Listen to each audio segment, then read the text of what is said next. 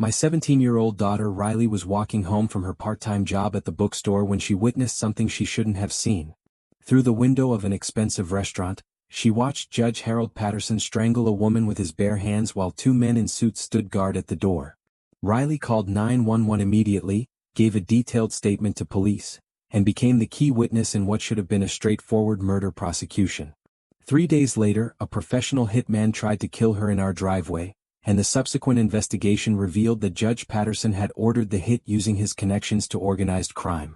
What Judge Patterson didn't know was that Riley's father had spent 22 years as a Special Forces commander, leading operations against terrorists and warlords across 4 continents, and he'd just made the catastrophic mistake of declaring war on someone who'd spent 2 decades teaching soldiers how to eliminate threats that hide behind positions of power.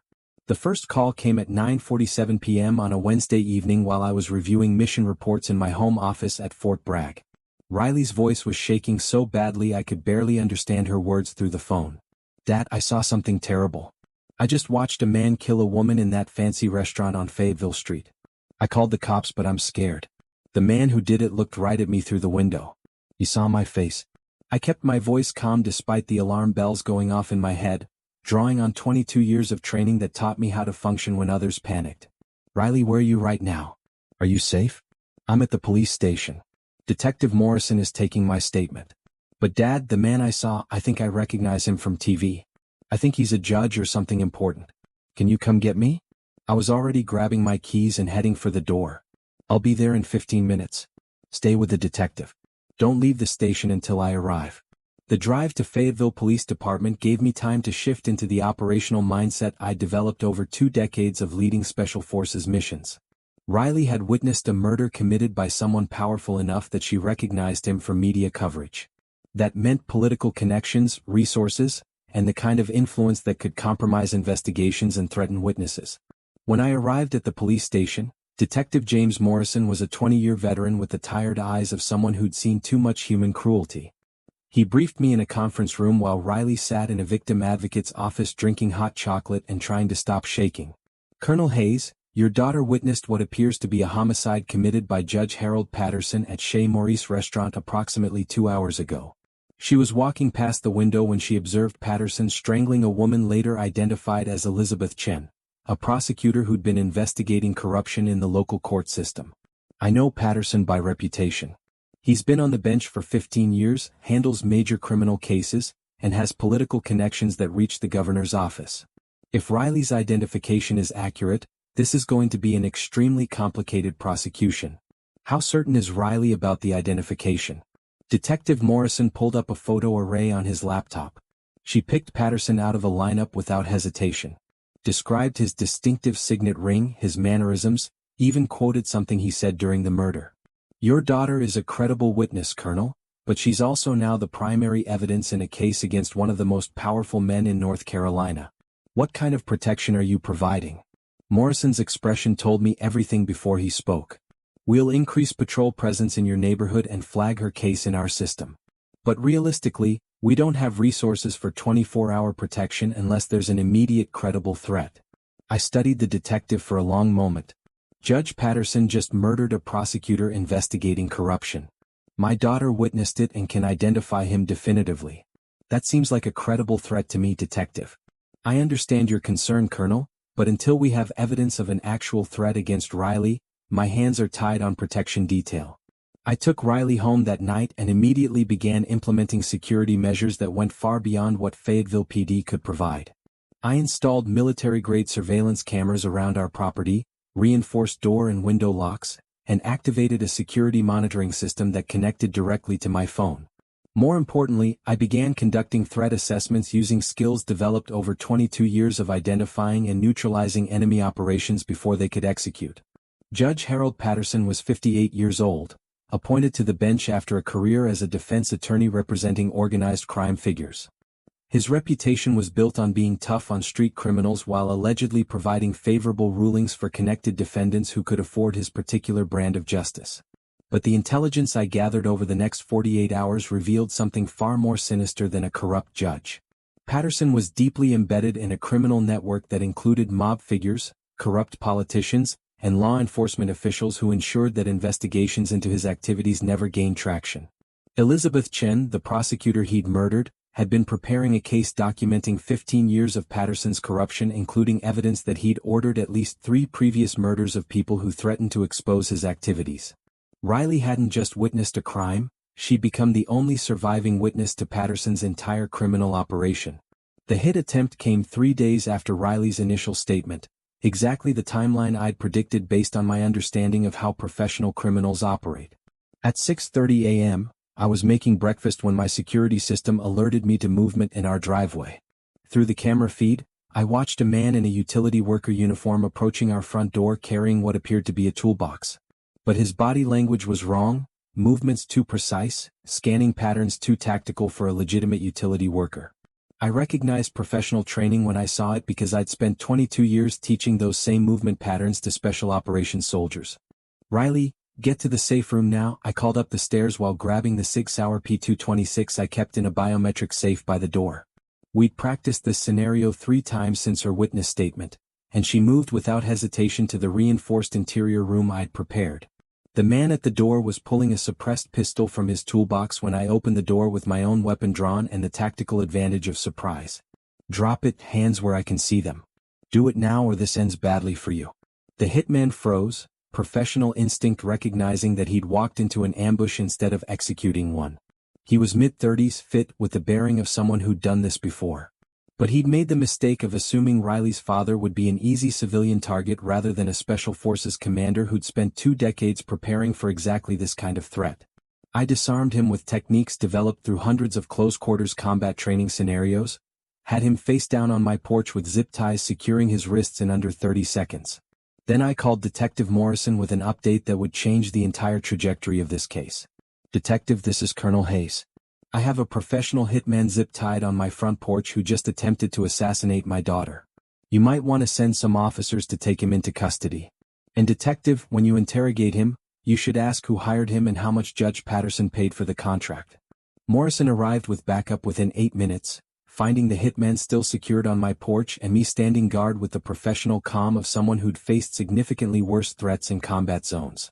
The hitman's name was Marcus Webb, a former military contractor who'd gone freelance after leaving the service under questionable circumstances.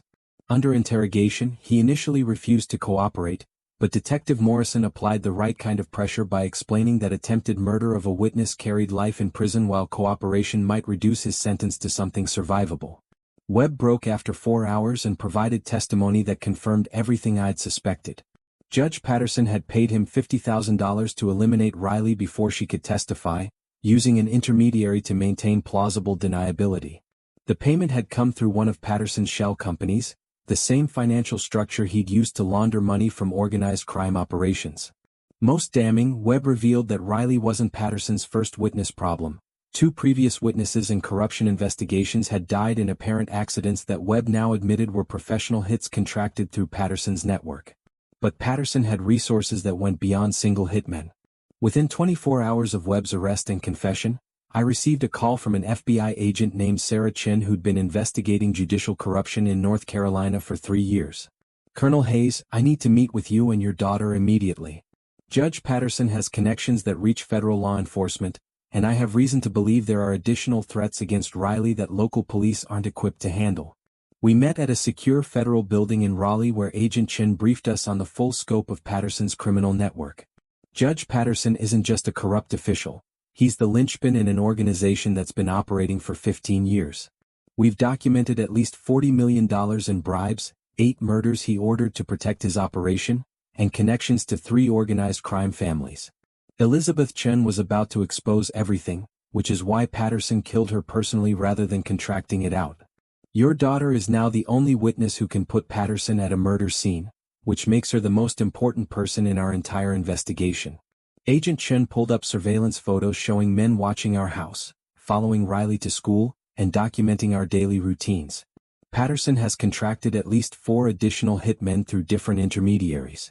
He's not going to stop until Riley is dead or he's in custody, and his legal connections mean getting an arrest warrant requires building an absolutely airtight case.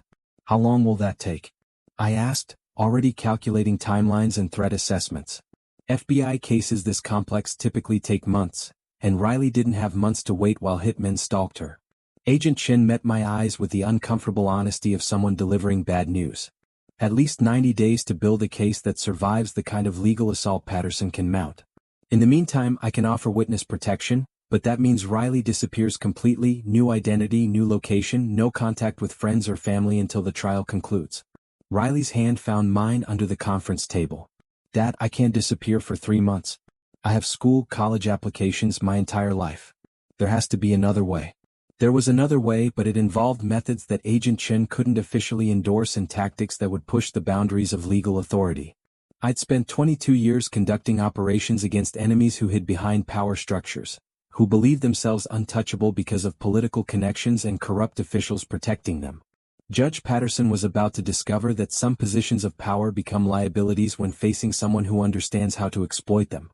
Over the next 72 hours, I conducted a campaign against Patterson's operation that combined my special forces training with resources I still had access to through military channels. First, I systematically documented Patterson's surveillance of our house, identifying the 4 hitmen Agent Chen had mentioned plus 3 additional watchers that FBI surveillance had missed.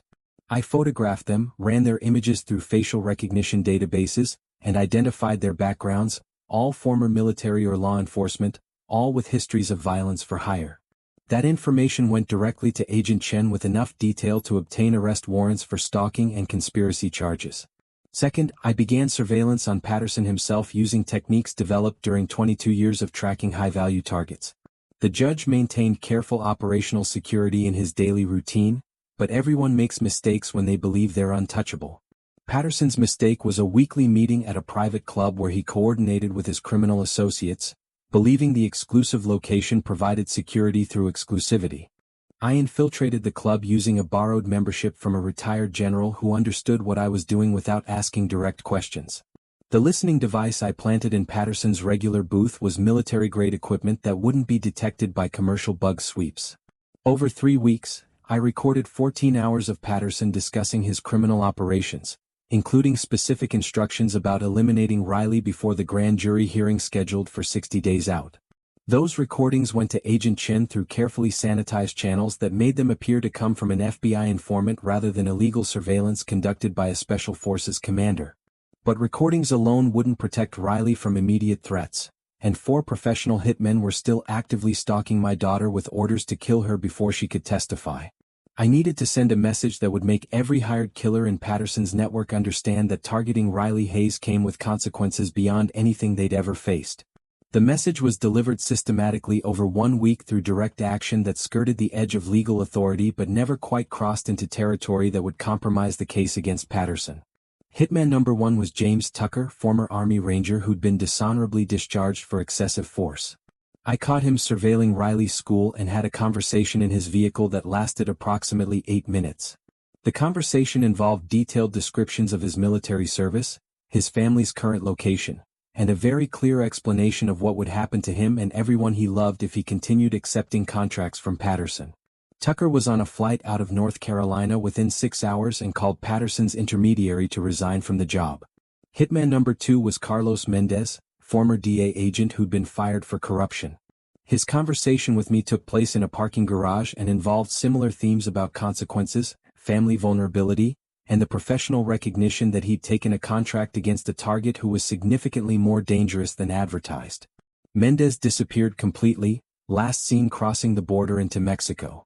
Hitmen 3 and 4 received similar messages delivered with the kind of precision that made very clear they weren't dealing with a terrified civilian but someone who'd spent 2 decades teaching soldiers how to kill people professionally. By the end of week 4, Patterson's hired killers had all abandoned their contracts, leaving him exposed and scrambling to find replacement hitmen who hadn't heard about the Special Forces commander protecting his witness daughter. But the real breakthrough came from an unexpected source. One of Patterson's longtime associates, a lawyer named Richard Stone, approached Agent Chen through back channels with an offer to cooperate in exchange for immunity. Stone had been Patterson's bagman for 12 years, handling financial transactions and serving as intermediary for criminal contracts. He had documentation of everything: wire transfers, recorded conversations, evidence of 8 murders Patterson had ordered, and most importantly, proof that Patterson had personally strangled Elizabeth Chen while Stone watched from across the restaurant. The arrest came 6 weeks after Riley had witnessed the murder, much faster than the 90 days Agent Chen had originally projected. FBI agents executed the warrant at Patterson's courthouse chambers while he was hearing a case. The symbolism of arresting a corrupt judge in his own courtroom sending exactly the message federal prosecutors wanted to broadcast.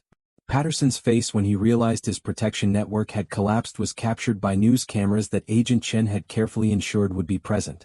The man who'd believed himself untouchable, who'd ordered multiple murders to protect his corruption, was let out in handcuffs while his former colleagues watched in stunned silence.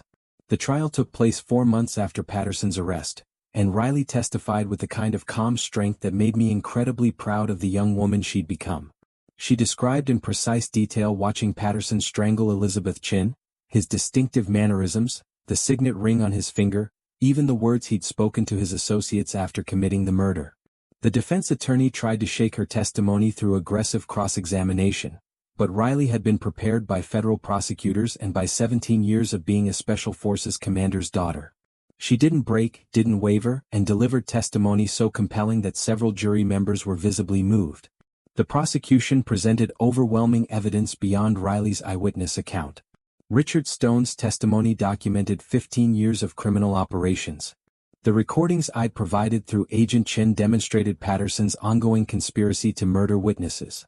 Financial records showed millions in bribes and criminal proceeds. And the testimony of the 4 hitmen who'd been pressured into cooperating after abandoning their contracts painted a picture of a judge who'd become a mob boss operating from behind the bench. The jury deliberated for 6 hours before returning guilty verdicts on 23 counts including first-degree murder, conspiracy, corruption, and racketeering. The judge presiding over Patterson's trial delivered a scathing statement before sentencing. "Judge Patterson, you perverted everything the judiciary stands for. You used your position to enrich yourself, protect criminals, and order murders of people who threaten to expose your corruption. Your sentence must reflect not just the crimes you committed, but the betrayal of public trust that made those crimes possible. Life in prison without possibility of parole." The courtroom erupted in applause from the prosecutors, investigators, and families of Patterson's previous victims who'd finally seen justice served. But the trial's conclusion didn't end the threats against Riley. 2 of Patterson's associates who hadn't been arrested in the initial sweep made attempts to retaliate against the witness who destroyed their organization. Both attempts failed because I'd maintained the security protocols even after Patterson's imprisonment, and both would-be attackers found themselves facing a Special Forces commander who'd spent 22 years preparing for exactly these scenarios. After the second attempt, Agent Chen had a frank conversation with me about the pattern of threats that kept failing against Riley despite the resources Patterson's remaining network was dedicating to revenge. "Colonel Hayes, I've been investigating organized crime for 15 years, and I've never seen this level of protection provided to a civilian witness. These hitmen are professionals with extensive training and resources, yet none of them have gotten within 50 yards of Riley without being intercepted. That's not luck, that's operational excellence. I need to ask directly, are you conducting unauthorized operations to protect your daughter?" I met her eyes without hesitation. "Agent Chen, I'm a father who spent 22 years learning how to protect people from threats that hide in shadows and behind power structures. Everything I've done has been within my legal rights as a parent protecting my minor child. If professional criminals keep failing to harm Riley, perhaps they should reconsider whether targeting a Special Forces commander's daughter is a survivable career choice." Agent Chen smiled slightly. "Officially, I need to remind you that vigilante actions undermine the justice system. Unofficially, those 2 assassination attempts that failed in the past week? Both suspects are now cooperating witnesses providing additional evidence about Patterson's organization. Whatever you're doing, it's been more effective than anything we could have accomplished through traditional law enforcement." 5 years after Patterson's conviction, Riley graduated from college with a degree in criminal justice and a determination to become a federal prosecutor like Elizabeth Chen had been. The trauma of witnessing a murder and surviving multiple assassination attempts had transformed her from a teenager who loved bookstores into a young woman who understood evil firsthand and wanted to fight it professionally. 10 years after the trial, I retired from Special Forces at 52 years old and started a consulting firm that trained law enforcement and corporate security teams in protective operations.